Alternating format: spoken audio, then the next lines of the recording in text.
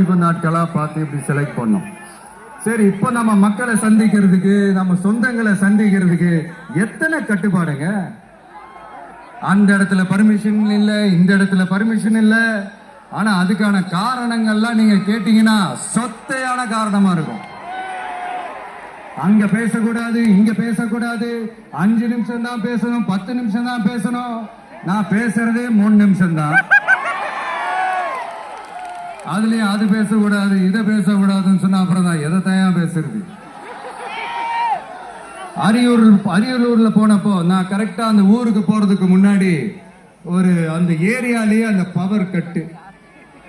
அப்புறம் நான் திருச்சிக்கு போய் நான் பேச ஆரம்பிச்சதுக்கு அப்புறம் அந்த ஸ்பீக்கருக்கு போற அந்த வயரு கட்டு.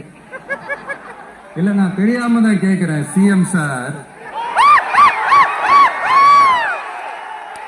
ஃபார் எக்ஸாம்பிள், இப்ப ஒரு RSS தலைவர் இங்க வராருன்னு வச்சுக்கோங்க, இல்ல நம்ம பிரதமர் மோடிஜி அவர்களோ இல்ல உள்துறை அமைச்சரோ இங்க வராருன்னு வச்சுக்கோங்க.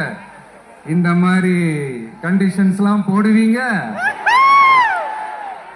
இந்த மாதிரி பவர் கட் பண்ணுவீங்க, இந்த மாதிரி வயர் கட் பண்ணுவீங்க. கொஞ்சம் கட் பண்ணி தான் பாருங்களேன். பேஸ்மெண்ட் அதிரும்ல. நீங்க தான் மறைமுக உறவுக்காரர்களாச்சே. இதாவது பரவாயில்லைங்க.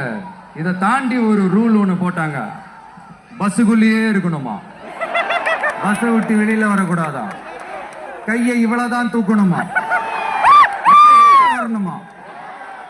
மக்களை பார்த்து சிரிக்காத, மக்களை பார்த்து கையசைக்காத, இப்படி எல்லாம்.